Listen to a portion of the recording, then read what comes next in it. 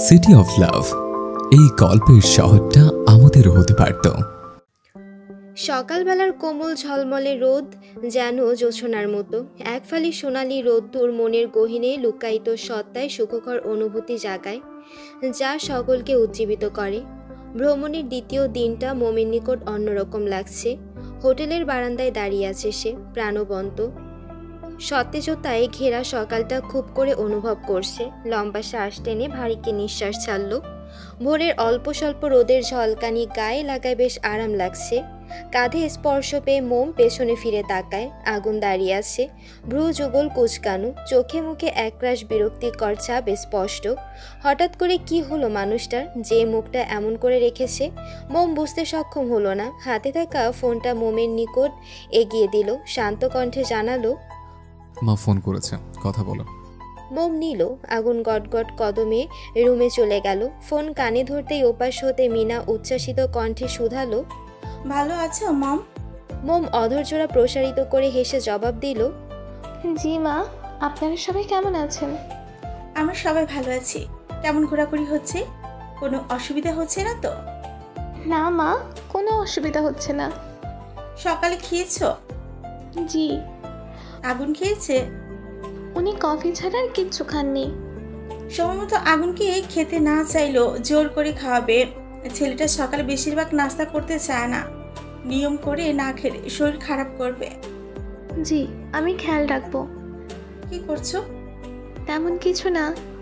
ভালো থেকো। সোনারগাঁও থেকে ফিরে আসার পর একবার এসে আমাদের সাথে দেখা করে যেও, ভালো লাগবে। জি।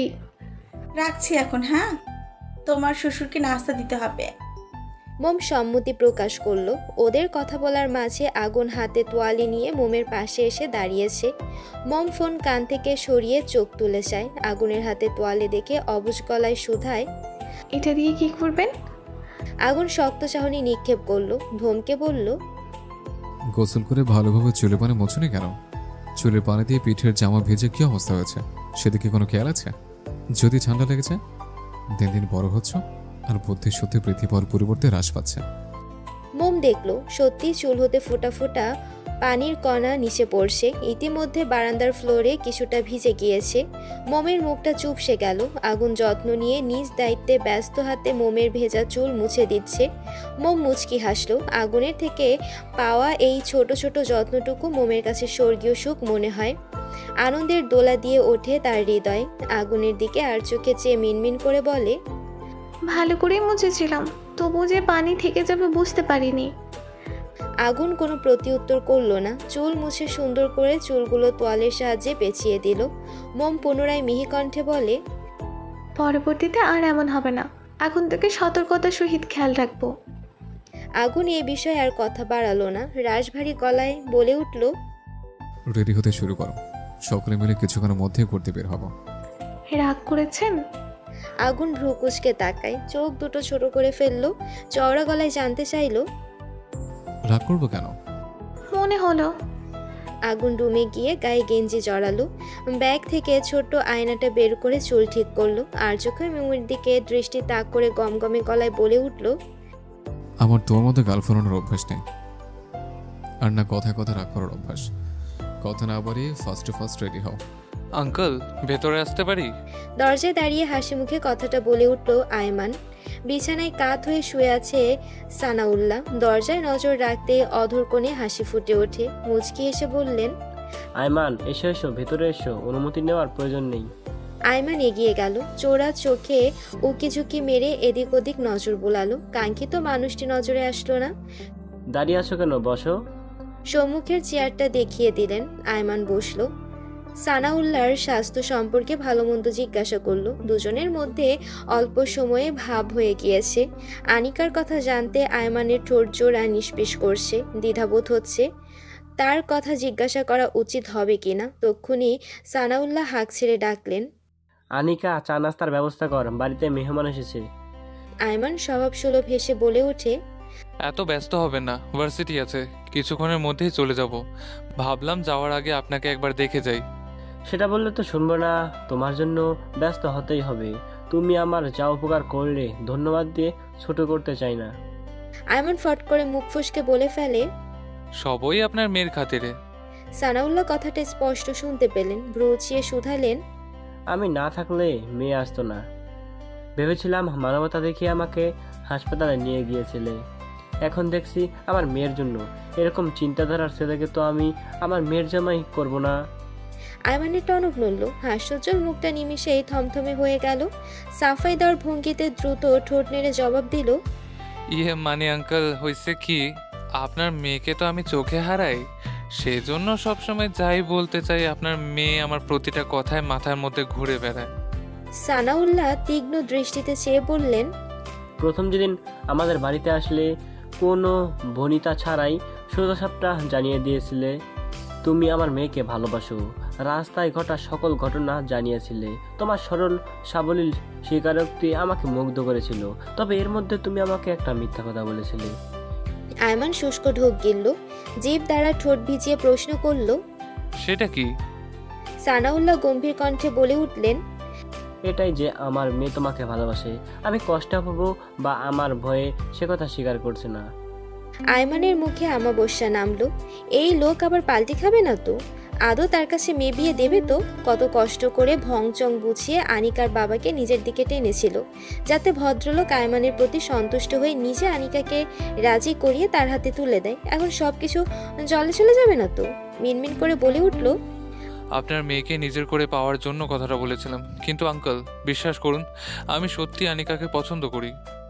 আয়মানের কণ্ঠে কাতরতা, ছেলেটার মুখটা পানসে হয়ে গিয়েছে। সানাউল্লাহ শব্দ করে হেসে উঠলেন, আয়মানের কাঁধে হাত রেখে উচ্ছ্বাসিত কণ্ঠে বললেন, আমার মেয়ের সুখ আমার কাছে সব। মা মরা মেয়ে আমার, নিজের আদর্শে যত্ন সহকারে কোলে পিঠে করে বড় করেছি। আমি সবসময় চেয়েছি এমন একজন আমার মেয়ের জীবনে আসুক যে আমার মেয়েকে মন থেকে চাইবে।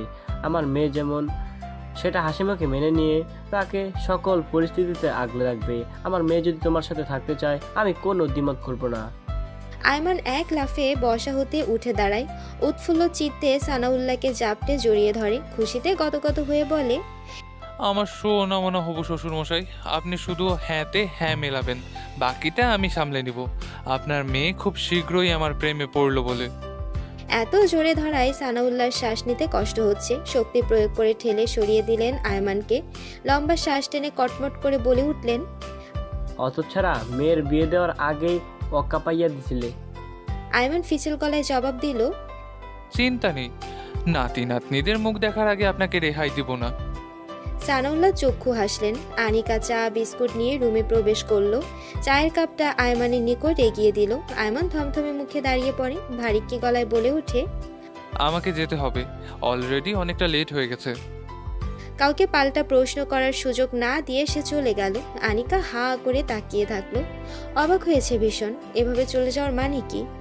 সকালবেলায় শিক্ষকদের জন্য এই সময়টি একসাথে কফি বা চা পান করার সুযোগ মন্দ না, যা একটি সুন্দর বন্ধন তৈরি করে। প্রকৃতির এই শান্ত সময়টিতে তাদের কথোপকথন আর হাসি ঠাট্টা অবিরাম চলে। গরমের সকাল যেন এক নতুন আশা ও সম্ভাবনার প্রতীক, যেখানে প্রতিটি দিন শুরু হয় নতুন উদ্যমে।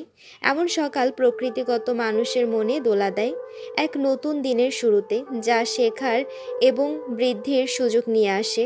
ব্রেকফাস্ট করে সকলে মিলে ঐতিহাসিক স্থানগুলো পরিদর্শন করেছে। আজকের দিনটা ঘোরাঘুরি করে পার করেছে সকলে। দুপুরের খাবার খাওয়ার পর সামান্য পরিমাণ বিশ্রাম নিয়ে পুনরায় বেরিয়ে পড়েছে ঘোরার জন্য। মাঝে আরেকটি দিন রয়েছে, অর্থাৎ কালকের দিনটির পর সবাই সোনারগাঁও ত্যাগ করে আপন নিরে ফিরে যাবে। প্রথমে প্রিন্সিপাল স্যার বলেছিলেন এই ট্যুর 5 দিন পর্যন্ত অব্যাহত রাখবেন, তবে কিছু কারণে তিনি আজকে জানিয়েছেন আর একদিন পর সবাই বাড়িতে চলে যাওয়ার প্রস্তুতি গ্রহণ করবে। সেজন্য লাস্ট সময়টা সকলে ঘোরাঘুরি করে কাটাতে চায়।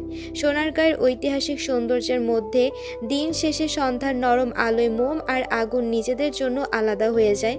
এক নিরিবিলি জায়গায় এসে থামলো তারা। জায়গাটা এতটাই নিস্তব্ধ যে আশেপাশে দূর পর্যন্ত জনমানবের দেখা মিলছে না। পাশে চিকন ধারায় অল্প পানিতে বহমান একটি খাল।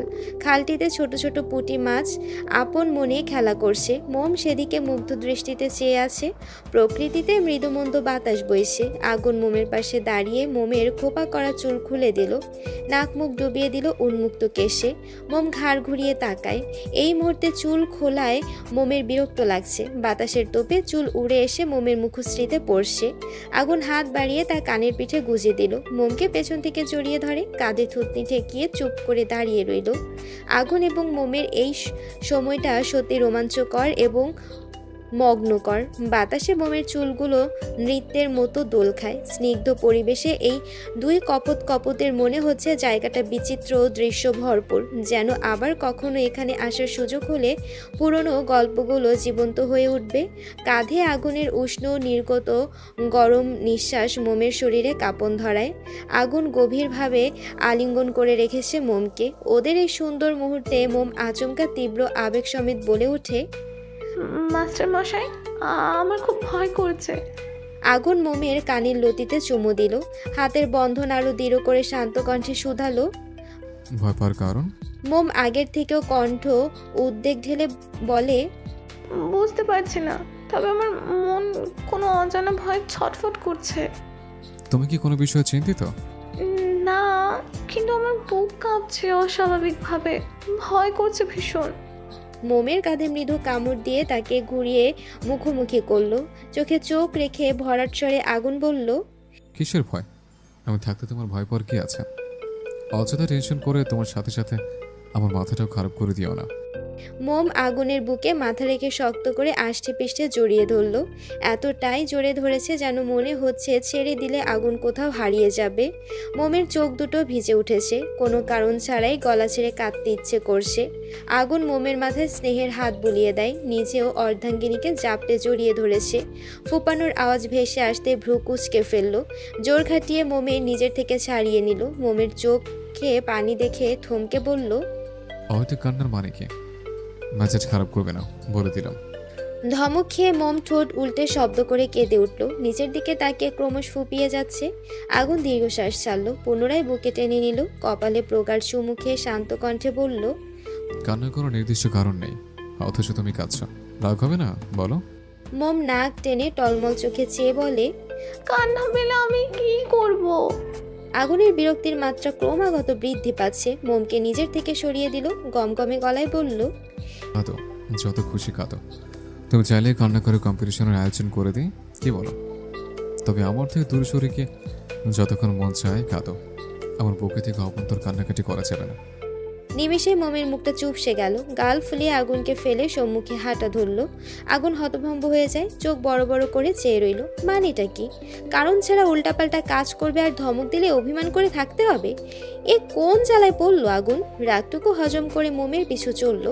সন্ধ্যার শেষে সময়ে জায়গাটা গভীর সমুদ্রের মতো শান্ত থাকলেও হঠাৎ করে পরিবেশটা শোরগোলে ভরে উঠেছে। হুট করে কোথা থেকে একদল মানুষ এসে আগুনের চারপাশ ঘিরে ধরেছে।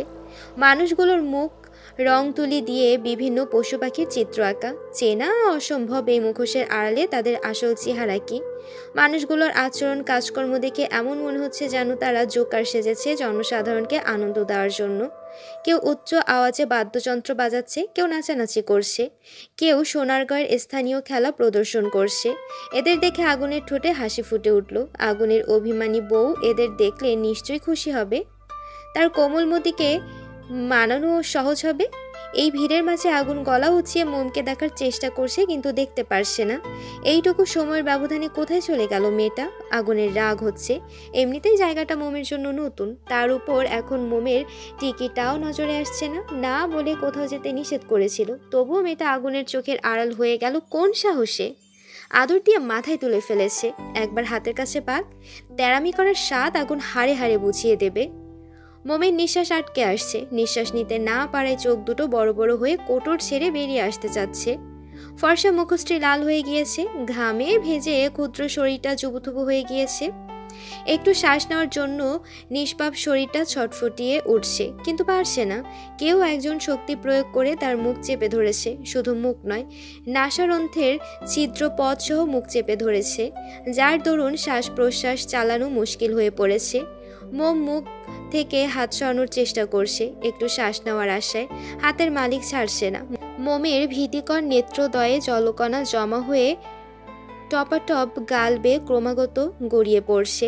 তখন আগুনকে রেখে চলে আসার পর শোরগোলের আওয়াজে মোমের ঘাড় ঘুরিয়ে আগুনের দিকে তাকাতে অনেকগুলো মানুষের দেখতে পেয়েছিল। পা চালিয়ে আগুনের নিকট ফিরে যাওয়ার আগেই কেউ তার মুখ চেপে সেখান থেকে নিয়ে আসে। মেয়েটা চিৎকার দেওয়ার সময়ও পায়নি। নির্দিষ্ট স্থানে এনে আগন্তুক মোমের মুখ থেকে হাত সরিয়ে নিল। মোম লম্বা শ্বাস টানল। দ্বিতীয়বার শ্বাস ত্যাগ করার সময় পেল না। আগন্তুক তাকে সজোরে ধাক্কা দিয়ে মাটিতে ফেলে দিল। জায়গাটা পাহাড়ি এলাকা নয়, তবে মোম বর্তমানে যেখানে আছে সেখানে অন্য এলাকার দরুন তুলনামূলক উঁচু। এখান থেকে নিচে পড়ে গেলে মৃত্যু না হলেও হাত পা ভাঙার সম্ভাবনা রয়েছে। তাছাড়া নিচে যদি পাথরখণ্ড থাকে তাহলে পাথরখণ্ডে মাথায় আঘাত পেলে মৃত্যু হতে পারে। কিছু সংখ্যক গাছপালা রয়েছে। গাছগুলো বিশাল আকৃতির। গাছের শিকড় মাটির উপরে ভেসে উঠেছে। ধাক্কার চোটে মোম গিয়ে বড়সড় একটা গাছের শিকড়ের উপর মুখ থুবড়ে পড়ে গেল। মুহূর্তে ক্ষীণস্বরে মা বলে চিৎকার করে ওঠে। শিকড়ে কপাল লেগে থেতলে গিয়েছে। গল গল করে তরতাজা রক্তের স্রোত প্রভাবিত হতে লাগলো। কোমল ঠোঁটের সাথে দাঁতের সংঘর্ষ লেগে নিচের ঠোঁট কিঞ্চিত কেটে গিয়েছে। সেখান থেকেও ছুঁয়ে ছুঁয়ে ফোঁটা ফোঁটা রক্তকণিকা বের হচ্ছে। থুতনির নিচের অংশ অল্প একটু থেতে গিয়েছে। ব্যথায় মোমের শরীর অবশ অবশ লাগছে। মোম নিভু নিভু চোখ তুলে চায়। আগন্তুকের মুখ দেখা যাচ্ছে না। রাবারের তৈরি মুখোশের আড়ালে তার মুখ লুকিয়ে। আগন্তুক ধূপধাপ পা ফেলে মোমকে টেনে তুলল। নরম হাতে নিজের সর্বোচ্চ শক্তি প্রয়োগ করে মোমের দুগালে থাপ্পড় মেরে দিল। থাপ্পড়ের চোটে মোমের কান গরম হয়ে গিয়েছে। মনে হচ্ছে গালটা ছিঁড়ে গেছে। মোম গালে হাত দিয়ে আস্তে ধীরে চোখ তুলে চায়। আগন্তুক পুনরায় মোমকে আঘাত করতে উদ্যত হতেই মোম নিজের পাতলা শরীরের বল প্রয়োগ করে তাকে ধাক্কা দেয়। আগন্তুক নিচে পড়ে যায়। সেই সাথে মাথায় আটকানো মুখোশটাও খুলে যায়। আগন্তুক এক আকাশ সমান রাগ নিয়ে তাকায়। আগন্তুকের মুখটা দেখে মোম চমকে ওঠে। বিস্ময় দৃষ্টিতে চেয়ে থাকলো কিয়ৎ পরিমাণ। কণ্ঠে অবিশ্বাস ঢেলে বলে, আপনি? আগন্তুক উঠে দাঁড়ায়। হাত দিয়ে গা থেকে ময়লা ঝেড়ে ফেলে। মোমের দিকে চেয়ে হো হো করে হেসে ওঠে। তাচ্ছিল্য হেসে বলে, চিনতে পেরেছিস তাহলে? ভাবতে পারিনি তুই আমাকে চিনতে পারবি। মোম জিভ দিয়ে ঠোঁট ভিজিয়ে জানতে চাইল, আমাকে এখানে এনেছেন কেন? কি চাই? তোর মৃত্যু। কি ক্ষতি করেছে আমি আপনার? ক্ষতি তো করেছিস, অনেক বড় রকমের ক্ষতি। তুই মরে গেলেই সবকিছু ঠিক হয়ে যাবে। মোম ব্যথায় কাতরাতে থেকে চোখে পানি সমেত বলল, আমাকে যেতে দিন। আমার মাস্টারমশাই জানতে পারলে আপনাকে ছেড়ে কথা বলবে না। আগন্তুক চওড়া হাসি দিয়ে ক্রোধান্বিত কণ্ঠে চিবিয়ে চিবিয়ে বলে, আসুক তোর মাস্টার মশাই, সে এসে তোকে জীবিত দেখতে পাবে না। তোর জন্য আমার রাতের ঘুম হারাম হয়ে গিয়েছে। তোর জন্য প্রতি মুহূর্ত আমার হৃদয় পুড়ে ছারখার হয়ে যাচ্ছে। আমার হৃদয়ের দহন কমাতে মরতে তো তোকে হবেই। বলেই মোমের পায়ে জুতো দিয়ে চেপে ধরল। চিৎকার দেওয়ার আগে আগন্তুক পুনরায় মোমের মুখ চেপে ধরে। মোম আবারও তাকে ধাক্কা দিয়ে সরিয়ে দিল। আগন্তুকের একটি পা খাদে ছিল বলে উল্টে পড়ে যায় সে। মোম আঘাত পাওয়া পা টেনে টলতে টলতে সামনের দিকে অগ্রসর হয়। মনে জোর এনে বাঁচার শেষ চেষ্টা করতে চাইছে। আজ ভাগ্য বোধহয় সহায়তা করতে চাইছে না। মোমের অস্তিত্ব বিলুপ্ত করতে সেও উঠে পড়ে লেগেছে। আগন্তুক উঠে এসে মোমের গলা চেপে ধরে। মোম আগন্তুকের হাতের উপর হাত রেখে ছাড়ানোর চেষ্টা করে, কিন্তু সফল হলো না। মোমের যতটুকু শ্বাস চলছিল এবার যেন সেটাও বন্ধ হবার উপক্রম। পিটপিট করে আশেপাশে নজর বুলায়। চোখ দুটো তার আগুনকে খুঁজছে। কাঙ্ক্ষিত মানুষটির দেখা মিলছে না। কিছুক্ষণ আগেও তো আগুন মোমকে বলেছিল, চিন্তা করো না, আমি আছি। আমি থাকতে ভয় কিসের? তাহলে এখন কোথায় সে? কেন আসছে না মোমকে বাঁচাতে? মোম তো ভয় পাচ্ছে, নাকি কথা দিয়ে কথার খেলাপ করতে চাচ্ছে সে? মোম শুষ্ক ঢোক গিলছে। গলাটা শুকিয়ে আসছে। অত্যন্ত নিচু আওয়াজে ক্ষীণস্বরে বলে উঠল, মাস্টারমশাই, কোথায় আপনি? আপনার মোম হারিয়ে যাচ্ছে। কষ্ট হচ্ছে তার। যন্ত্রণায় বুক কত বিক্ষত হয়ে যাচ্ছে। আপনি আসুন না, এসে আপনার কোমর থেকে বাঁচিয়ে নিন না। আর কিছু বলার শক্তি পাচ্ছে না মোম। শরীর সায় দিচ্ছে না। দাঁড়িয়ে থাকতে কষ্ট হচ্ছে। কণ্ঠনালী চেপে ধরায় শ্বাস নেওয়া কঠিন হয়ে পড়েছে। বাঁচার জন্য শেষবারের মতো কাতর গলায় আকুতি নিয়ে জানায়, দয়া করে আমাকে যেতে দিন। আমার বাবা অসুস্থ। আমার মৃত্যু তিনি মেনে নিতে পারবেন না। আমি আপনাকে হাত জোর করে অনুরোধ করছি। নির্দয় আগন্তুকের পাষাণ বক্ষে একটুও মায়া হলো না, বরং পৈশাচিক হাসি হেসে হাতের জোর আরও বাড়িয়ে দিল। বিশুদ্ধ রক্ত গড়িয়ে মোমের মুখে গলা হাতে লেগে আছে, গায়ের জামা ওড়নার একাংশ রক্তে মাখামাখি অবস্থা। মম শরীর ছেড়ে দিয়েছে, শরীরে বিন্দুমাত্র শক্তি অব্যাহত নেই। চোখের সামনে আজরাইল রূপে আগন্তুককে দেখে মৃত্যুর জন্য নিজেকে প্রস্তুত করে নিয়েছে সে। আর তো কিছু করার নেই। চোখ দুটো ঝাপসা হয়ে আসছে, বাবা মা ছোট বোনের মুখশ্রী ভেসে উঠছে বারংবার। মোম মরে গেলে মোমের বাবা মা পাগল হয়ে যাবে, বড় আদরের মেয়ে কি না, আর মায়ের গায়ের গন্ধ পাবে না, মায়ের বুকে মুখ লুকিয়ে সুখ খোঁজা হবে না, বাবার গলা জড়িয়ে কত শত আতরে বায়না করা হবে না, ছোট্ট বোন মুনিয়ার আপু আপু বলে ডাকটা আর শোনা হবে না, শ্বশুর শাশুড়ির যত্ন নেওয়া ময়ূরী আপুর বড় বোনের মতো ভালোবাসা আর পাওয়া হবে না। শাশুড়ি মা কত আশা নিয়ে বলেছিলেন বাসায় ফিরে যেন তাদের সাথে দেখা করে, সেটাও আর সম্ভব হবে না। আর আর মোমের মাস্টারমশাই, তার বুকে মাথা রেখে প্রশান্তির নিঃশ্বাস নেওয়া হবে না। আচ্ছা, মোম মরে গেলে কুমড়ো মার্কা লোকটা কি আবার বিয়ে করবে? পারবে তার কোমলমতিকে ভুলে যেতে? মোমের জন্য কষ্ট পাবে কি তার মাস্টারমশাই? মোমের পরে যে আসবে কুমড়োটার জীবনে, সে কি মোমের মতো আগুনকে মানিয়ে নিতে পারবে? লোকটা যা রাগী, কথায় কথায় ধমক দেয়, সে কি সহ্য করে থাকতে পারবে? দ্বিতীয় কাউকে পেয়ে লোকটা কি মোমকে ভুলে যাবে? মোমের জন্য রাখা সকল আদর ভালোবাসাটা কি দিয়ে দিবে কি? নাকি মোমের জন্য দেবদাস হয়ে সিনেমার হিরোদের মতো রাস্তায় রাস্তায় ঘুরে বেড়াবে? এত যন্ত্রণার মধ্যেও রক্তে ভরা দন্ত পাটি বের করে এক পেশে হাসল মোম। চোখ দুটো খুলে রাখা আর সম্ভব হচ্ছে না, নিঃশ্বাস তো নিতে পারছেই না। হা করে কোনো রকম একটু শ্বাস টানল, মুখে কথা ফুটলো না, অস্পষ্ট শব্দে বিড়বিড় করে আওড়ালো, আমাদের পথ চলা হয়তো এ পর্যন্তই ছিল মাস্টার মশাই। আপনার সাথে আরো অনেক বছর বাঁচার ইচ্ছা ছিল, কিন্তু ভাগ্য আমাদের সহায়তা করতে নারাজ। আপনার কোমলমতি ডাকটা খুব মিস করব। এই নামে আর কাউকে ডাকবেন না কিন্তু, বলে দিলাম। এই নামে শুধু আমাকেই থাকবেন। আপনার বুক জমিনে নিশ্চিন্তে মাথা রেখে আর ঘুমানো হবে না। আপনার পারফিউম এখন থেকে পুরো 1 মাস যাবে, সপ্তাহখানেকের মধ্যে শেষ হয়ে যাবে না।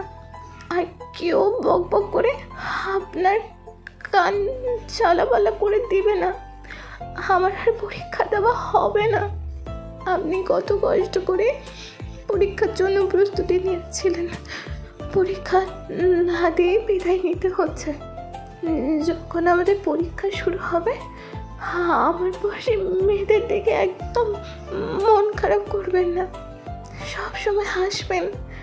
আপনার হাসিটা আমার ভীষণ পছন্দ। আমি আমি দূর থেকে আপনাকে দেখব। ভালোবাসি মাস্টার মশাই, অনেক অনেক অনেক ভালোবাসি আপনাকে আমি। বাতাসের তাণ্ডবে বস্তু মোমের উপর আগন্তুকের জ্বলন্ত শিখা যেন ধপ করে নিভে যায়। ঠিক তেমনি মনুষ্য মোমের অস্পষ্টভাবে চঞ্চল কিশোরীর বলা কথাটাও ধপ করে নিভে গেল। ভাগ্যের চেয়ে এত নিষ্ঠুরতম কেন? আগুনের কোমলমতির নিষ্পাপ প্রাণটা এই সোনারগাঁয়ের মাটিতে ত্যাগ করতে হলো।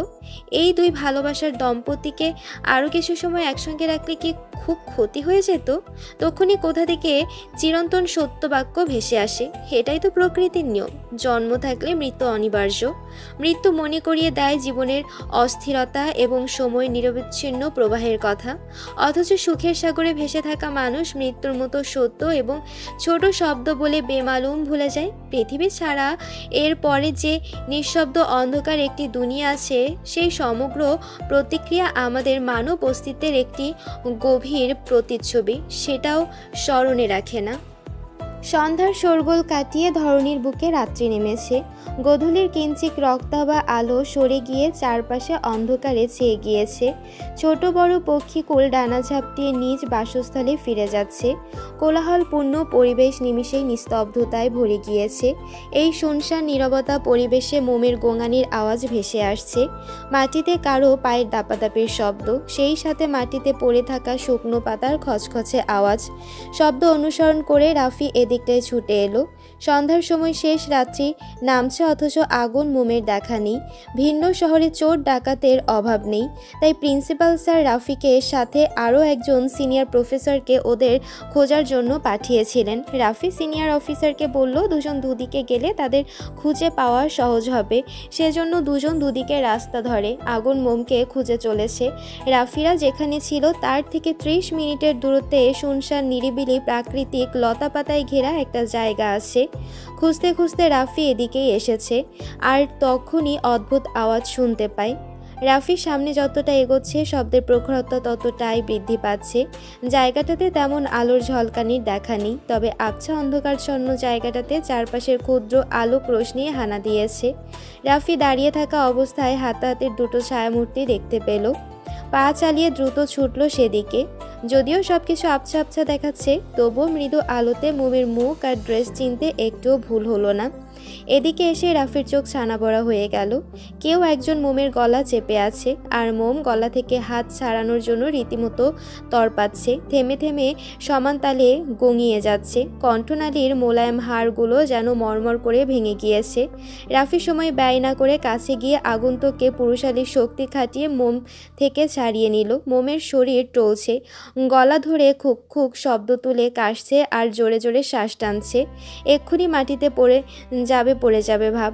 রাফি হাত বাড়িয়ে আবার গুটিয়ে নেয়। অন্যের স্ত্রীকে এভাবে ছোঁয়া কি ঠিক হবে? মোম শরীর ছেড়ে পড়ে যেতে নেয়। সকল দ্বিধাবোধ দূরে ঠেলে মোমের কাঁধ জড়িয়ে এক হাতে আগলে নিল। মোম বহু কষ্টে নিভু নিভু চোখ তুলে আগলে ধরা মানুষটির দিকে চায়। পরিচিত মুখবয়ব দেখে অধরে কিঞ্চিত হাসির ঝলক মেলে। ভরসাস্বরূপ বুকে সাহসের সঞ্চার হয়। চাহনিতে এক টুকরো আশা জেগে ওঠে। মোমের দিকে এক পলক চেয়ে রাফি মেকি হেসে আমতা আমতা করে সাফাই দিল। আপনাকে দেখে অসুস্থ মনে হচ্ছে, বাধ্য হয়ে ছুঁয়েছি, নয়তো এক্ষুনি পড়ে যেতেন। আমার ছোঁয়া খারাপভাবে নিবেন না প্লিজ। বয়সে আমি আপনার থেকে অনেক বড়। অস্বস্তি অনুভব করলে বড় ভাইয়ের ছোঁয়া মনে করে একটু মানিয়ে নিন। শুধু কলিগের বউ বলে আপনি আজ্ঞা করছি, নয়তো হাঁটুর বয়সী মেয়েকে আপনি সম্বোধন করতে ইগোতে লাগছে। মোম পলক ঝাপটিয়ে মাথা নেড়ে বুঝালো সে কিছু মনে করেনি। রাফি সন্তুষ্টি হাসলো। হাসি বজায় রেখে জিজ্ঞেস করলো, ভাবি আপনি এখানে কি করছেন? আগুন স্যার কোথায়? মোম উত্তর দেওয়ার আগেই আগন্তুক পুনরায় দ্বিতীয় তেজ নিয়ে মোমের নিটক তেড়ে এলো। দূর হতে সূক্ষ্ম আলোক রোশনি আগন্তুকের মুখে এসে পড়ল। রাফি আগন্তুকের মুখ স্পষ্ট দেখতে পেল। অমনি হতভম্ব হয়ে গেল। বিস্ময়ের নয়ন জোড়া বড় বড় করে চেয়ে রইল। অবিশ্বাস ঢেলে বলে উঠল, ডাক্তার ম্যাডাম আপনি? আগন্তুক উত্তর দিল না। তাকে দেখতে পাগল পাগল লাগছে। চুলগুলো খোলা, মুখশ্রী ঘামে ভিজে বেহাল দশা। কিছু চুল মুখের সামনে এসে ঘাড়ের সাথে লেপ্টে রয়েছে। চোখের মণি যুগল বাজেভাবে এদিক ওদিক ঘোরাচ্ছে। বড়সড় মোটা একটা লাঠি দেখতে পেয়ে সেটা হাতে তুলে নিল। মোমকে আঘাত করতে চাইল, কিন্তু পারল না। তার আগেই রাফি লাঠি ধরে এক টানে আগন্তুকের থেকে ছিনিয়ে নিয়েছে। রাগ দেখিয়ে ধমকে বলল, সমস্যা কি ম্যাডাম? ভাবিকে মারতে চাইছেন কেন? আর আপনি এখানে কি করছেন? আগন্তুক এবারেও নিশ্চুপ, উন্মাদের মতো শুধু ঠোঁট নেড়ে কাপা গলায় আওড়ালো, এই মেয়েটাকে ছেড়ে দিন, আমার ওকে দরকার। ওকে মেরে আমাকে এখান থেকে যত দ্রুত সম্ভব বিদায় হতে হবে। রাফি অবাক হয়ে জানতে চাইল, আপনি ওনাকে মারতে চান কেন? কি ক্ষতি করেছে উনি আপনার? আগন্তুক ফুঁসে উঠে চিবিয়ে চিবিয়ে বলল, আমার হাতে এত কথা বলার সময় নেই, আপনি সামনে থেকে সরুন, মেয়েটাকে ছেড়ে দিন। রাফি মোমের কাঁধ আর একটু শক্ত করে জড়িয়ে ধরে দাম্ভিক সহিত বললে, সরব না, আপনার যা করার ইচ্ছা করতে পারেন। এত দরদ কেন এই মেয়েটার জন্য? ও তো আপনার আপন কেউ হয় না। তাহলে আমি বুঝি না, এই অপয়া মেয়েটার জন্য সকলের এত দরদ কিসের? কে বলেছে উনি আমার কেউ হয় না? উনি আমার ছোট বোন, আর বড় ভাই হিসাবে আমার কর্তব্য বোনকে রক্ষা করা। রক্তের সম্পর্ক হলেই যে শুধু ভাই হওয়া যায় এমনটা কোথাও লেখা আছে? আগন্তুক দেখে মেজাজ নিয়ে বলে, ওর থেকে দূরে সরে দাঁড়ান। অসম্ভব, আমি থাকতে আপনাকে খামোকা আর একটা আঘাত ভাবিকে করতে দিব না। আগন্তুক আরো কিছু বলতে চাচ্ছিল, তখনই লম্বা চওড়া বলিষ্ঠ পেটানো শারীরিক কাউকে ধূপধাপ পা ফেলে এদিকে আসতে দেখে, সেদিকে তীক্ষ্ণ দৃষ্টিতে তাকালো। মানুষটা দেখতে অনেকটা আগুনের মতো লাগছে। আগন্তুক বুঝতে পারলো এটা আগুনই। শব্দ শুনে রাফিও সেদিকে তাকায়। আগন্তুক ঢালু দিয়ে নিচে নেমে সরু রাস্তার পথ ধরল। চোখের পলকে সকলের দৃষ্টির বাইরে চলে গেল। বলিষ্ঠ ছায়ামূর্তি মোম রাফির সম্মুখে এসে দাঁড়ালো। আগুনের প্রতিচ্ছবি দেখে রাফি গমগমে গলায় জিজ্ঞেস করলো, স্যার, আপনারা কোথায় গিয়েছিলেন? রাত্রে নামছে সেদিকে কোনো খেয়াল আছে? চিন্তা হয় না? বলুন। আগন্তুক থেকে আশান্বিত উত্তর না পেয়ে রাফি হতাশ হলো। ভারীকে নিঃশ্বাস ছেড়ে বলল, চলুন হোটেলে ফিরে যাওয়া যাক। রাফির কথা আগুন কতটুকু শ্রবণ করেছে বোঝা যাচ্ছে না। সে নির্লিপ্ত ভঙ্গিতে তাকিয়ে আছে আবছা ঘোলাটে আলোতে মোমের মুখের দিকে। মোমের মুখশ্রী স্পষ্টভাবে দেখা যাচ্ছে না। 1 ঘন্টা ধরে পাগলের মতো খুঁজে চলেছে এই মেয়েটাকে, আর সেই মেয়েখানে রাফির সঙ্গে দাঁড়িয়ে আছে। কত বড় স্পর্ধা! মোমের কাঁধে রাফির হাত দেখে মেজাজ আরও বিগড়ে গেল। রাফির বুকে ধাক্কা দিয়ে মোম থেকে দূরে সরিয়ে দিল। কাঁধ হতে হাত সরে যাওয়ার দরুন মোমের শরীর আবার টলছে। শরীরে শক্তি যেন ক্ষয় হয়ে গিয়েছে, যার জন্য নিজ পায়ে ভর ছেড়ে দাঁড়িয়ে থাকা মুশকিল হয়ে যাচ্ছে। আগুনকে দেখে মোমের অর্ধমৃত প্রায় শরীরটা যেন প্রাণ ফিরে পেল। মুচকি হেসে ক্ষীণস্বরে ঠোঁট নেড়ে কিছু বলতে উদ্যত হলো, কিন্তু সেটা আগুন হতে দিল না। মোমের হাত শক্ত করে চেপে ধরে হাঁটা শুরু করলো। হেঁটে আলোর দিশারে পৌঁছাতে রাফি খেয়াল করলো মোমের গায়ে রক্ত। আগুন সামনে, তার পেছনে মোম, আর ওদের দুজনের পেছনে রাফি। রাফি মৃদু আওয়াজে চেঁচিয়ে বলল, স্যার, ভাবের গায়ে রক্ত লেগে আছে, দেখুন তো কোথায় ব্যথা পেল। রাফির এই কথাটাও আগুন শুনতে পেয়েছে কিনা বোঝা গেল না। গটগট করে পা চালিয়ে সম্মুখের দিকে অগ্রসর হচ্ছে সে। আগুনের সাথে পা মিলাতে পারছে না মোম। তার উপর শরীর ভীষণ দুর্বল, গলা ব্যথায় কথা বলতে পারছে না সঠিকভাবে। আগুন মোমের দিকে না তাকিয়ে বড় বড় পা ফেলে এগিয়ে যাচ্ছে, সাথে নেতানো ভঙ্গুর মোমকে টেনে হিঁচড়ে নিয়ে যাচ্ছে। হোটেলের রুমে সে ঝাড়া মেরে মোমের হাত ছেড়ে দিল আগুন। পুরো রুম অন্ধকারে ঢেকে আছে। সুইচ টিপে সাদা রঙের বাতি জ্বালিয়ে দিল। ঘাড় ঘুরিয়ে রাগান্বিত চোখে মোমের দিকে কঠিন দৃষ্টি ফেলল। লাইট জ্বালিয়ে মোমের দিকে ঘুরে দৃষ্টি তাক করতে সহসা মুখবিবর বদলে গেল। জ্বলন্ত রাগটুকু নিমিষে মিয়ে গেল। গায়েব হয়ে গেল আগুনের কিছুক্ষণ আগের অভিব্যক্তি। থমকে গেল তার হৃৎপিণ্ডের শিরা উপশিরা। স্নায়ুর কোষগুলো যেন অচল হয়ে গিয়েছে। মস্তিষ্ক ফাঁকা ফাঁকা লাগছে।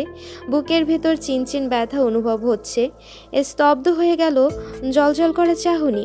অবাক লোচনে চেয়ে রইল কিয়ৎকাল। প্রাণহীন শান্ত স্থির মূর্তির মতো দাঁড়িয়ে থাকলো।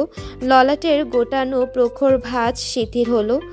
অনিমেষ চেয়ে রইল বিধ্বস্ত হয়ে হেলে দুলে দাঁড়িয়ে থাকা মোমের দিকে। মোমের কপাল, ঠোঁট, থুতনিতে গড়িয়ে পড়া রক্ত শুকিয়ে জমাট বেঁধে গিয়েছে।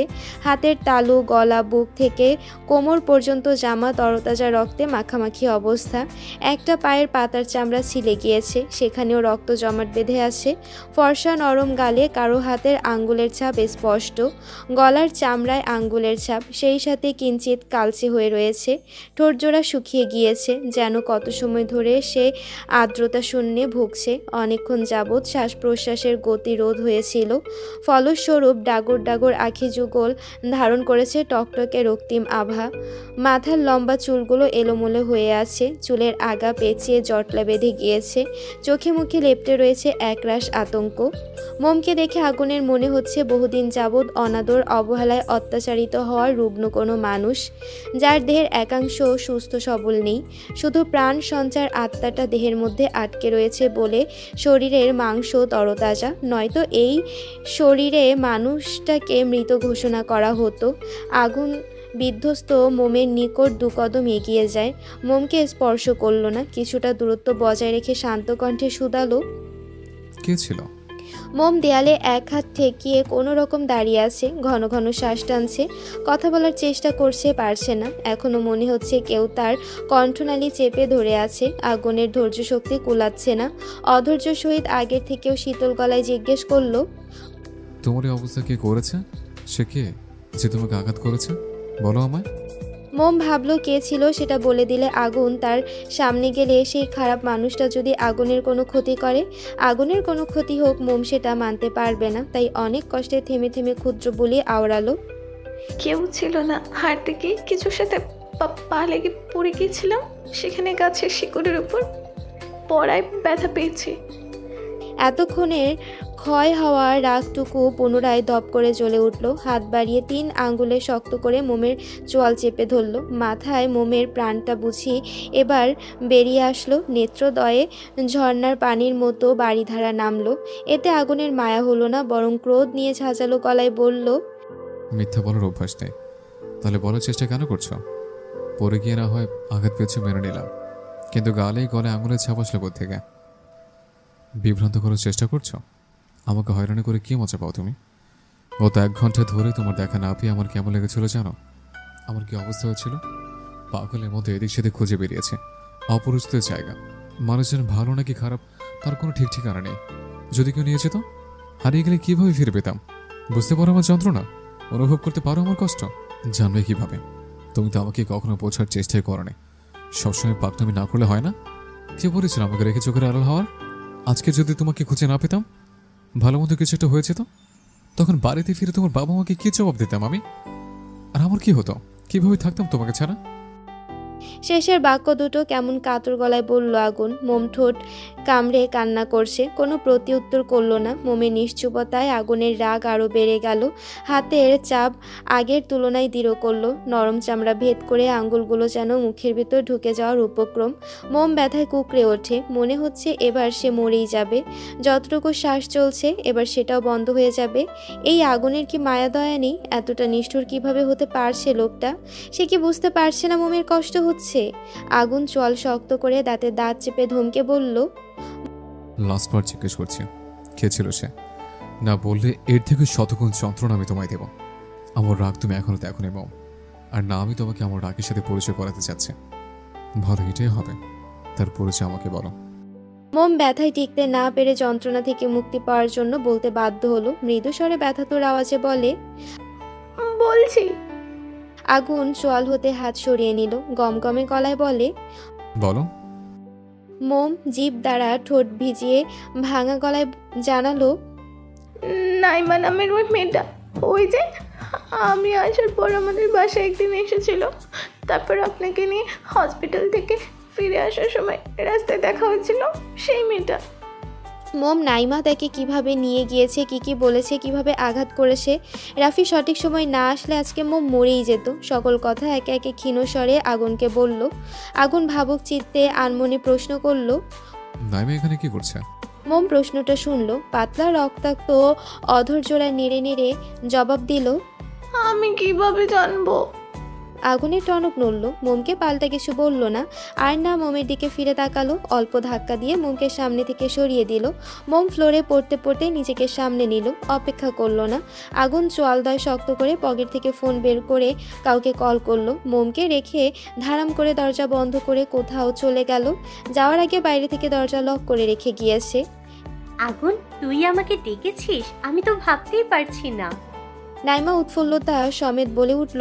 আগুন অবিশ্বাস্য সহিত গম্ভীর কণ্ঠে বলল, আমিও ভাবতে পারিনি তুই এমন কিছু করবি। কি করার কথা বলছিস? আগুন নাইমার বাহু শক্ত করে আঁকড়ে ধরে হাঁটতে লাগলো। নাইমা হাত মুচড়ামুচড়ি করছে। আগুন হাতের চাপ আরো বাড়িয়ে দিল। নাইমা মৃদু আর্তনাদ করে বলে ওঠে, আগুন, আস্তে ধর, ব্যথা পাচ্ছি। আগুন ভাবলেশীন ভাবে জবাব দিল, কেন? আমার স্পর্শ ভালো লাগছে না? তুই চাস না আমার স্পর্শ? চাই, তোর একটুখানি ছোঁয়া পাওয়ার জন্য আমি সব সময় ব্যাকুল হয়ে থাকি। তাহলে সহ্য করে নে। আমার স্পর্শ অনেক বিষাক্ত। যে সহ্য করে টিকে থাকতে পারে তার জন্য গোলাপ ফুলের পাপড়ির মতো কোমল, আর যে সহ্য করতে পারে না তার জন্য গোলাপ ফুলের কাঁটার চেয়েও খারাপ। কোথায় নিয়ে যাচ্ছিস আমাকে? আমার সঙ্গ চাস, অথচ আমার সঙ্গে যেতে এত দ্বিধা? দ্বিধা থাকবে কেন, জানতে চাচ্ছি। জানা দরকার নেই, গেলে দেখতে পাবি। আগুন রুম থেকে বেরিয়ে নাইমাকে কল করে বলেছে সে নাইমার সাথে দেখা করতে চায়। নিজেদের মধ্যে সকল ভুল বোঝাবুঝির অবসান ঘটাতে চায়। প্রেমে পাগল নাইমা আগুনের কথা মেনে নিয়ে ছুটে আসে তার কাছে। মোমকে আঘাত করে ওদের চোখের আড়াল হওয়ার পর নাইমা ঢাকায় ব্যাক করবে এরকম মনস্থির করেছিল। বাসে উঠতে যাবে তখনই আগুনের কল পেয়ে ফিরে আসে আগুনের বলা ঠিকানায়। আগুন ভরাট কণ্ঠে শুধালো, তুই জানলে কিভাবে আমি সোনাগাঁও আছে? ফলো করেছি আমাকে? ফলো তো করি, তবে তোরা সোনারগাঁও ঘুরতে আসবি সেটা তোকে ফলো করে জানতে পারিনি। আগুন ভ্রু কুঁচকে ফেললো। চওড়া গলায় প্রশ্ন করলো, তাহলে কিভাবে জানতে পেরেছিস? মনে আছে কয়েকদিন আগে লাস্ট তোর সাথে দেখা হয়েছিল তোর কলেজে, যদিও অরিজিনালি তোর সাথে দেখা করার জন্য গিয়েছিলাম, কিন্তু তোর কলেজের সামনে পুরানো একজন ফ্রেন্ড সাক্ষাৎ করতে বলেছিল, তাই গিয়েছিলাম। ফিরে আসার পথে তোর কলেজের পরিচিত এক প্রফেসরের সাথে দেখা হয়েছিল। তার সাথে কথা বলার সময় এক পর্যায়ে তিনি জানালেন আর 3 দিন পর তোরা নাকি সোনারগাঁও ঘুরতে আসবি। তখনই আমি ডিসাইড করেছিলাম আমিও সোনারগাঁও যাব। তোরা যেদিন এসেছিস আমিও ওই দিনই সোনারগাঁও এসেছি। আগুন খুব মনোযোগ দিয়ে নাইমার কথা শ্রবণ করলো। হাঁটতে হাঁটতে সেই জায়গায় এসে থামলো যেই জায়গায় মোমকে নাইমা নিয়ে এসেছিল। জায়গাটা এখনো আবছা অন্ধকারচ্ছন্ন, পার্থক্য শুধু তখন সবকিছু স্পষ্ট দেখা যায়নি, তবে এখন দেখা যাচ্ছে, কারণ এখন চারপাশে আগের তুলনায় অন্ধকারে ছেয়ে আছে বলে অল্প স্বল্প দূর হতে আসা আলোতে জায়গাটা উজ্জ্বল হয়ে উঠেছে। নাইমা চোখ ঘুরিয়ে জায়গাটা অবলোকন করে জিজ্ঞেস করলো, আমাকে এখানে কেন এনেছিস? নাইমার হাত ছেড়ে দিল আগুন, বুকে হাত গুজে শটান হয়ে দাঁড়ায়। যাত্রা তো এখান থেকে শুরু করেছিস, ভাবলাম আমি নয় শেষটা এখানেই করি। মানে কি বলতে চাস তুই? ফোনে না বললি তুই আমাকে মেনে নিবি? মেনে নিব কখন বললাম? বলেছি হিসাব বরাবর করতে চাই। কিসের হিসাব? বাদ দে, তুই সোনারগাঁও আসার কারণটা কি জানতে পারি? নাইমা উচ্ছ্বাসিত কণ্ঠে বলল, অফকোর্স তোর কাছাকাছি থাকার জন্য। মৃদু হাওয়ার প্রকোপে গাছের লতাপাতা নড়ছে, সেই সাথে নাইমার উন্মুক্ত চুল। আগুন কয়েক কদম এগিয়ে নাইমার মুখশ্রীতে পড়ে থাকা চুল কানের পিঠে গুজে দেয়। নাইমার মন শিহরণে পুলকিত হলো, আবেশে নেত্রদায় বন্ধ করে ফেলে। আগুন বাঁকা হাসলো। আগুনের হাত কাঁধ বেয়ে হঠাৎ নাইমার পেছনের চুল শক্ত করে মুঠো করে ধরল। চুলে টান লাগায়, মাথায় ব্যথা অনুভব হতেই সুখে ভাসা নাইমা ফট করে চোখ খুলে তাকায়। আগুন রক্তিম চোখে নাইমার দিকে চেয়ে আছে, ক্ষুধার্ত সিংহের মতো গর্জন করে হুঙ্কার ছেড়ে বলে, মমকে মারতে চাচ্ছিলে কোন সাহসে? তোর যদি কোনো অভিযোগ বা রাগ থেকে থাকে তাহলে সেটা আমার উপর দেখাতে। আমার স্ত্রীকে আঘাত করার স্পর্ধা কোত্থেকে পেলে তুই?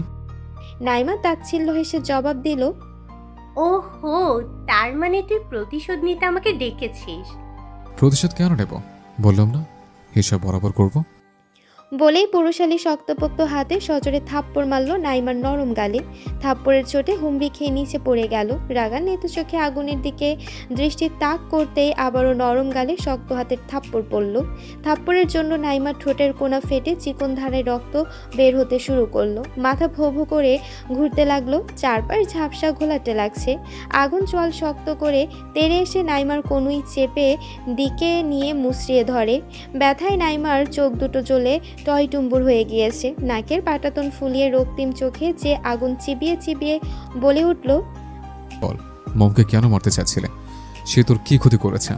কেন পড়েছিস ওই নিঃস্ব মেয়েটার জীবনের পেছনে?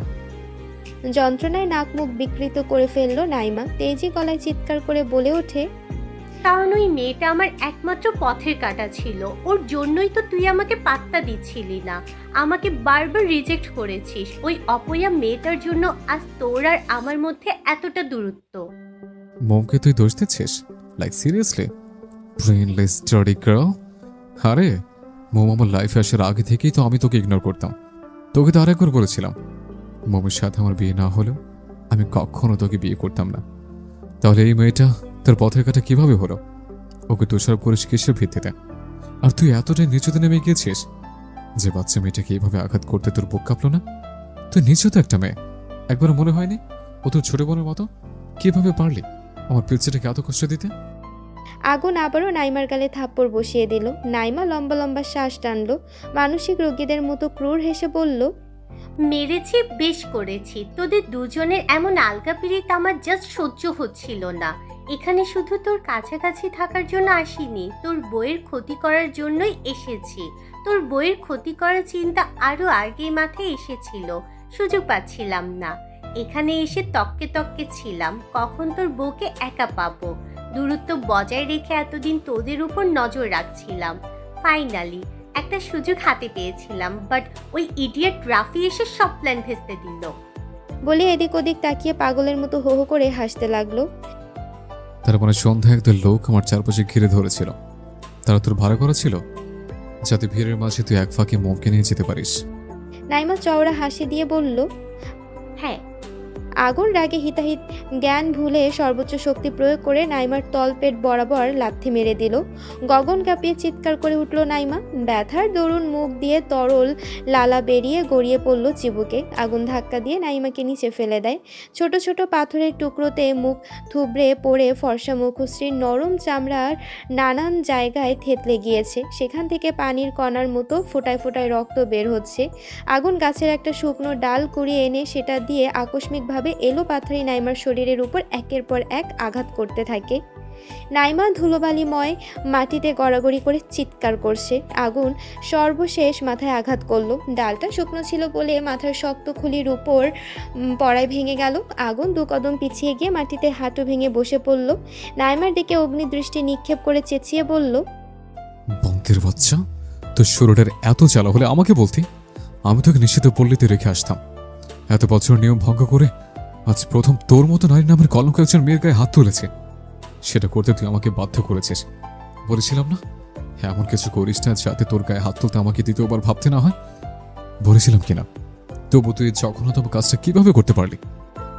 নাইমা হাঁপাচ্ছে। আগুন পুনরায় একই ভঙ্গিতে বলল, যতটা আঘাত কষ্ট তুই আমার কোমরমতিকে দিয়েছিস, তোর থেকেও 1000 গুণ যন্ত্রণা তোকে ফিরিয়ে দেবো আমি। তোর জীবন আমি নরক বানিয়ে ছাড়বো। আমাকে এখনো তুই চিনতে পারিস নি, শুধু বন্ধু তুই দেখেছিস, রাগ দেখিস নি। ছোটবেলা থেকে আমি আমার সকল জিনিস নিয়ে বড্ড সিরিয়াস ছিলাম। সেখানে কোমলমতি তো আমার কলেজে আঘাত করেছিস। তোকে এত সহজে ছেড়ে দে কিভাবে বল? তুই মোমকে মারতে চেয়েছিলে, তাই না? আমি বলছি, আজ এই সোনার গড় মাটিতে তোর সমাধি দিয়ে তবে আমি ক্ষান্ত হব। মেরে এমন জায়গা তোর লাশ লুকাবো যেন কাক পক্ষে তোর লাশ ঠুকরে খাওয়ার জন্য খুঁজে না পায়। পুলিশের ভয় আমি পাই না। তোকে খুনের দিয়ে আমাকে ছেড়ে যেতে হলেই যাব। এই পর্যন্ত বাবার টাকায় কখনো ফোটানি মারেনি, তবে এখন যদি বাবার টাকা নিজেকে বাঁচানোর জন্য তোর মৃত্যুর ধামাচাপা দিতে হয়, দরকার হলে তাই করব। আর তুই ভালো করে জানিস আমার বাবার সেই ক্ষমতা আছে, সেই সুযোগ তো। আগুনের দীপ্তিশীল ধমকিতে নাইমার আত্মা কেঁপে উঠল। আগুন উঠে দাঁড়ায়। রাগে শরীর থরথর করে কাঁপছে। চোখ দুটো অস্বাভাবিক লাল হয়ে রয়েছে। মুখটা হিংস্র জন্তুর ন্যায় দেখাচ্ছে। এই বুঝি শিকার পেলে আক্রমণ করবে। এর আগে কখনো আগুনের এমন রূপ দেখেনি নাইমা। কাপা গলায় অনুরোধ করে বলল, আমাকে যেতে দে আগুন, আমি এমন কাজ আর কখনো করব না, আমাকে মারিস না। সেই সুযোগ তোকে দিলে তো মনে পড়ছে নাইমা? আমার বাচ্চা বউটা তোকে আকুতি ভরা মন নিয়ে আর্জি জানিয়েছিল তাকে ছেড়ে দেওয়ার জন্য।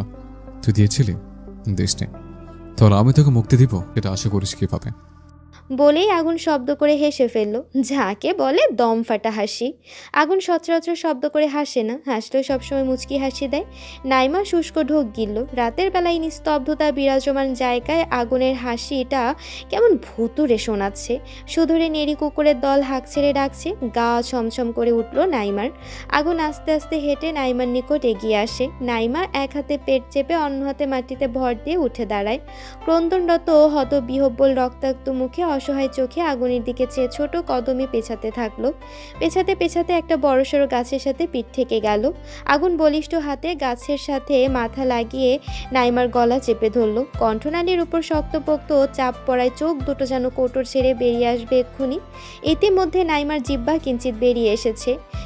সমান তালে মুখ দিয়ে লালা গড়িয়ে পড়ছে। পা নাড়াতে পারছে না, কারণ আগুন জুতো দিয়ে 2 পা পিষে ধরেছে। শুধু হাত দুটো আঁচড়াচ্ছে। নাইমার প্রাণ পাখি যায়। সেই মুহূর্তে রাফি এসে আগুনকে পেছন থেকে জড়িয়ে ধরে নাইমার থেকে ছাড়ানোর চেষ্টা করছে। আগুনের শরীরের যেন আজ অশরীরী আত্মা ভর করেছে, যার দরুন রাফি নিজেও বলিষ্ঠ স্বাস্থ্যের অধিকারী হওয়া সত্ত্বেও আগুনের সাথে পেরে উঠছে না। হোটেলে ফিরে কিছুক্ষণ পর পুনরায় আগুনকে হন্তদন্ত হয়ে হোটেল থেকে বেরিয়ে যেতে দেখে রাফি আগুনের পিছু নেয়। আগুন নাইমার কথোপকথন রাফির কানে পৌঁছেছে। রাফির মা ফোন করায় সে ওদের থেকে একটু দূরে দাঁড়িয়ে মায়ের সঙ্গে কথা বলছিল। কথা শেষ করে ফিরে এসে দেখে যা অঘটন ঘটার ঘটে গিয়েছে। অনেক চেষ্টার পর নাইমার থেকে আগুনকে সরিয়ে নিতে সক্ষম হলো রাফি। আগুন রাগে সাপের মতো ফোঁস-ফোঁস শব্দ তুলছে। অশ্রব্য ভাষায় নাইমাকে গালাগালি করছে। রাফি আগুনকে শান্ত করতে বলল, স্যার, ভাবি তো অসুস্থ, সে রুমে একা আছে, আর আপনাকে প্রয়োজন। কি করতে যাচ্ছিলেন? আর একটু হলে উনি মারা যেত। আগুন তিরিক্ষি মেজাজ নিয়ে জানায়, মরে যাওয়া উচিত। শান্তশিষ্ট মানুষ হুট করে রেগে গেলে ভয়ঙ্কর রূপ ধারণ করে। আগুনকে এতটা রেগে যেতে রাফি কখনো দেখেনি। আর নাইমা? রাফি আরও কিছু কথা বলে বুঝিয়ে শুনিয়ে ঠেলে ঠুলে আগুনকে হোটেলে পাঠিয়ে দিল। আগুন যাওয়ার আগে নীরব ধমকিতে তর্জনী উঁচিয়ে নাইমাকে শাসাতে ভুলল না। রাফি এসে নাইমাকে ধরে ওর মুখের দিকে চেয়ে তাচ্ছিল্য হেসে বলে, একটা সত্যি কথা বলি ডক্টর ম্যাডাম, আমি আপনাকে বেশ কয়েক মাস আগে থেকে পছন্দ করি। আগুন স্যার চাকরিতে জয়েন হওয়ার পর থেকে কলেজে আপনার আনাগোনা ছিল, তখন আপনাকে দেখে ভালো লেগেছে। আমি প্রথমে মনে করেছিলাম আপনারা দুজন দুজনকে ভালোবাসেন, তাই আপনাকে মুখ ফুটে আমার মনের কথা বলার সাহস পাইনি। পরবর্তীতে বুঝতে পারলাম আপনি আগুন স্যারকে পছন্দ করলেও সে আপনাকে করেন না। আর আজকে যা নিজের চোখে দেখেছি, যতটুকু নিজ কানে শুনতে পেলাম, এতে একটা ব্যাপার ক্লিয়ার। আগুন স্যারের জীবনে আপনার কোনো অস্তিত্ব নেই, শুধু বন্ধু ছিলেন আপনি তার। হয়তো আজকের ঘটনার পর সেটাও রইলেন না। নাইমা চোখ ভর্তি পানি নিয়ে পিটপিটিয়ে চাইল। রাফি মুচকি হেসে পুনরায় বলল, আপনার আজকের কাজের জন্য আমার মনে আপনার জন্য যে সম্মান ছিল, সেটা নিমেষেই ধূলিসাৎ হয়ে গিয়েছে। ওই ছোট্ট মেয়েটাকে আপনি মারতে চাচ্ছিলেন। যাকগে, আপনি আমার প্রথম অনুভূতি, যা আমি চাইলেও কখনো ভুলতে পারবো না। তবে আমি মনে প্রাণে চাইব আপনার মতো টক্সিক টাইপের মেয়ে যেন কারো জীবনসঙ্গী না হয়, কারো ভাগ্যের সাথে আপনার মতো মেয়ে না ছুটে। কাউকে ভালোবাসা অন্যায় না, ভালোবেসে পাগলামো করাটাও ভুল না, কিন্তু একতরফা ভালোবেসে রাগের বসে কারো ক্ষতি করা চরম অন্যায়। ভুল মানুষকে ভালোবেসে পাগলামো করা বোকামি ছাড়া আর কিছুই না। যা হয়েছে ভুলে যান। কাল নতুন সূর্য ওঠার সাথে সাথে নিজের জীবনটাও নতুনভাবে গুছিয়ে নিন। জীবন কারোর জন্য থেমে থাকে না। আশা করি আপনি পারবেন নিজেকে সামলে নিতে। হোটেলের দরজা খুলে ভেতরে প্রবেশ করলো আগুন। দরজা লক করে হাতে থাকা প্যাকেট বিছানায় পাশে ছোট্ট টেবিলে রাখে। পুরো রুমে নজর বোলালো। থেমে থেমে নাক টানার শব্দ সেদিকে ঘুরে চাইল। মোম ফ্লোরে পা ছড়িয়ে খাটের কোনায় বসে হেলান দিয়ে বসে আছে। দরজা খোলার শব্দে ঘাড় ঘুরিয়ে এদিকে তাকায় মোম। আগুনকে এক পলক দেখে মুখ ফিরিয়ে নিল। একদম কথা বলবে না লোকটার সাথে, খারাপ লোক। মোমকে ব্যথা দিয়েছে। আগুন নিঃশব্দে এগিয়ে এসে টুপ করে কোলে তুলে নিল। মোম হকচকিয়ে যায়। পড়ে যাওয়ার ভয়ে নড়বড়ে পেলব তুলে গলা জড়িয়ে ধরে। আগুনের দিকে চেয়ে অভিমানে পুনরায় মুখ ঘুরিয়ে নিল। আগুন আস্তে ধীরে মোমকে বিছানায় বসিয়ে দিল। প্যাকেটটা হাতে নিয়ে ভেতর থেকে প্রাথমিক চিকিৎসার টুকটাক জিনিসপত্র বের করলো। আসার সময় ফার্মেসি দোকান থেকে নিয়ে এসেছিল। গম্ভীর মুখে চুপ করে তুলার সাহায্যে শুকিয়ে যাওয়া রক্ত পানি দিয়ে মুছে নিল। ক্ষত স্থানে অ্যান্টিসেপটিক লাগিয়ে কপালে ব্যান্ডেজ করে দিল। থুতনি পায়ের পাতাতে ব্যথানাশক মলম লাগিয়ে দেয়। এটা কি হচ্ছে? লোকটা চুপ করে আছে কেন? কড়া কথা কেন শোনাচ্ছে না? ধমক কেন দিচ্ছে না? এতক্ষণে তো ধমকে ধমকে মোমের শরীরে কাঁপন ধরিয়ে দেওয়ার কথা। মোম ভেবেছিল কুমড়োটার সাথে কথা বলবে না, এখন এই কুমড়ো মার্কা লোকই ওকে পাত্তা দিচ্ছে না। এটা তো ঘোর অন্যায়। মোমের ঠোঁটের রক্ত মুছে সে কাটা জায়গায় পানি লাগায় জ্বলন অনুভব হলো। মোম মুখ কুচকে জানায়, জ্বলছে। আগন্তুক ঝুঁকে আসে, ঠোঁট দুটো গোল করে ফু দিচ্ছে। মোম চোখ বন্ধ করে ফেললো। গলাতে আলতো করে অ্যান্টিসেপটিক লাগিয়ে দিল। ফর্সা চামড়া কেমন কালছিটে দাগ বসে গিয়েছে। চিকিৎসার কার্যক্রম সম্পূর্ণ করে মোমের পেছনে এসে দাঁড়ায়। লম্বা চুল এলোমেলো হয়ে আছে, চিরুনি দিয়ে আঁচড়ালো না। হাতের আঙ্গুল চালিয়ে আলতো করে গুছিয়ে দিয়ে খোপা বেঁধে দিল। চিরুনি দিয়ে আঁচড়ালে চুলে টান পড়বে, তখন মাথায় ব্যথা পেতে পারে। খোপার বয়স 1 মিনিটও হতে পারল না, তার আগেই খুলে গেল। মোমের হাসি পেল। অধর ছড়িয়ে হাসতে না পারলেও অধর চেপে মিটিমিটি হাসলো। আগুন ভ্রু কুঁচকে তাকায়। মোম তুরন্ত মুখভঙ্গি স্বাভাবিক করে ফেলে। আগুন ব্যাগ হাতড়িয়ে ছোট একটা হেয়ার ব্যান্ড পেল, সেটা দিয়ে কোনো রকম ঝুঁটি বেঁধে দিল। রুটটি ছেড়ে মোমের মুখের সামনে ধরল। মোম মৃদুস্বরে বলে, গলা ব্যথা করছে, চোখ গিলতে কষ্ট হচ্ছে, এগুলো খেতে পারবো না। আগুন উঠে দাঁড়ায়, ফটাফট বাইরে চলে যায়। কিছুক্ষণ পর হাতে স্যুপের বাটি নিয়ে ফিরে আসে। গরম গরম স্যুপ চামচ দিয়ে তুলে ফু দিয়ে ঠান্ডা করে মোমের ঠোঁটের সম্মুখে তুলে ধরে। মোম ঠোঁট ফাঁকা করে খেতে যেও থেমে গেল। আপনি খাবেন না? আগুন উত্তর দিল না। মোম তেরা কণ্ঠে স্বল্প আওয়াজে বলল, আপনি না খেলে আমিও খাবো না। স্যুপের বাটিতে নজর রেখে গমগমে গলায় আগুন বলে, চুপচাপ খেয়ে নাও, কেউ ওষুধ খেতে হবে, কথা না শুনলে রুম থেকে বেরিয়ে যাবো। মোম পাল্টা কিছু বলতে পারল না, চুপ করে খেয়ে নিল। বালিশ ঠিক করে মোমকে ধরে শুয়ে দিল। মাথায় আলতো করে হাত বুলিয়ে দিতেই মোমের চোখে তন্দ্রা লেগে গেল। সোনার গায়ে নিস্তব্ধ রাত, আকাশে তারারা জলজল করছে, প্রকৃতিতে মৃদুমন্দ বাতাস বইছে। রাস্তায় জনমানুষের তেমন দেখা নেই, বেশ কিছু গাড়ি এখনো চলাচল করছে। আগুন বারান্দা থেকে রুমে চলে আসে, রুমের লাইট বন্ধ। খোলা জানালা দিয়ে বাইরে থেকে আলো এসে রুমটা অল্প আলোকিত করে তুলেছে। মোম গভীর ঘুমে আচ্ছন্ন। আগুন এসে মোমের উপর আধশোয়া হলো, আপাত মস্তক পর্যবেক্ষণ করলো। আচমকা মোমের কপালে কপাল থেকে ডুকরে কেঁদে উঠল, আবেগ সমেত বলে উঠল, রিয়েলি সরি টু সে মাই কোমলমতি, আমি তোমাকে প্রোটেক্ট করতে ব্যর্থ হয়েছি, প্রয়োজনে পাশে থেকে সাপোর্ট করতে পারিনি, প্লিজ ফরগিভ মি। আগুন বুঝদার হওয়ার পর থেকে শেষবার মায়ের অসুস্থতায় সকলের দৃষ্টির আড়ালে লুকিয়ে কেঁদেছিল। এত বছর পর আবার আজকে কাঁদছে। কান্নার কোনো শব্দ নেই, অথচ নীরবে নিভৃতে অশ্রু বিসর্জন দিচ্ছে। আগুনের চোখের নোনতা পানি মোমের ভ্রুর উপর পড়ে, সেখান থেকে গড়িয়ে চোখে পড়ছে। মোমের তন্দ্রা ছুটে যায় কারো ফোপানোর শব্দে। আবছা আলোতে আগুনের ক্রন্দনরত মুখশ্রী খুব ভালোভাবেই দেখতে পারছে মোম। ফ্যালফ্যাল করে চেয়ে থাকলো কিয়ৎকাল, পর মুহূর্তে আগুনের পিঠ এক হাত রেখে শব্দ করে কেঁদে ওঠে। আগুন তড়িৎ গতিতে মাথা উঠায়, গালে হাত দিয়ে উদ্বিগ্ন সমেত জানতে চাইল, ব্যথা করছে, যন্ত্রণা হচ্ছে, কোথায় কষ্ট হচ্ছে বলো আমায়। আগুনের হাত টেনে মোম বুকের বাম পাশে রেখে জানালো, এখানে কষ্ট হচ্ছে। এবার বলুন, আপনি কাঁদছিলেন কেন?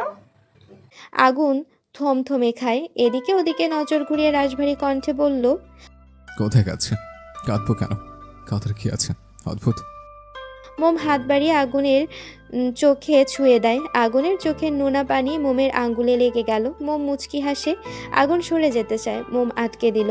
আগুনের দুগালে হাত রেখে লাজ লজ্জা ভুলে তার কপালে খসখসে ঠোঁট দ্বারা দৃঢ় চুম্বন করলো। আগুন চোখ বুজে ফেলে, ভারীকে নিঃশ্বাস ছেড়ে মোম বলে, ভালোবাসি।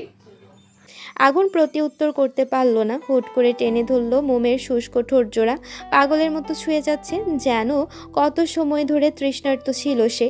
কাটা স্থলে আগুনের ঠোঁটের ঘর্ষণে ব্যথা পেলেও মোম টু শব্দ করল না, সহ্য করে নিল। ঠোঁট ছেড়ে লম্বা লম্বা শ্বাস টেনে আগুন ধীরে ধীরে শান্ত হলো, বালিশে শুয়ে পড়ল। মোম আগুনের বুকে মাথা রাখতে চায়, কিন্তু আগুন দিল না। গম্ভীর কণ্ঠে বলে, ব্যথা পাবে, বালিশে শুয়ে পড়ো। মোম জেদ দেখে মৃদু স্বরে বলে, পাবো না ব্যথা, বুকেই ঘুমাবো। আমার তারামি করছো? হ্যাঁ করছি তো। আগুন দীর্ঘশ্বাস ছাড়ল, কোনো প্রতিক্রিয়া দেখালো না। মোম নিমিষেই প্রশস্ত বুকে লেপ্টে শুয়ে পড়ল, পরপরই চোখ মুখ কুঁচকে ফেলল। বুকের সাথে থুতনি কপাল লাগায় ব্যথা করছে, বরং বালিশে শটান হয়ে শুলে ব্যথা পেত না। মোম এই ক্ষুদ্র ব্যথাকে পাত্তা দিল না। মোম জানে আগুন তখন ওর জন্যই কাঁদছিল। লোকটা মুখে স্বীকার না করলেও মোম বুঝতে পারে সে তাকে কতটা ভালোবাসে। মৃদু হেসে আগুনকে শক্ত করে জড়িয়ে ধরে চোখ বন্ধ করলো। এই যে শুনছো মাই প্রিয় শ্রোতা বন্ধুরা, তোমরা শুনছো সিটি অফ লাভ প্রেরিত প্রেমে সিক্ত গল্প। আর আমাদের সাথে পথ চলতে do like, comments and share. আর সাবস্ক্রাইব করতে কিন্তু একদম ভুলবে না। টাটা।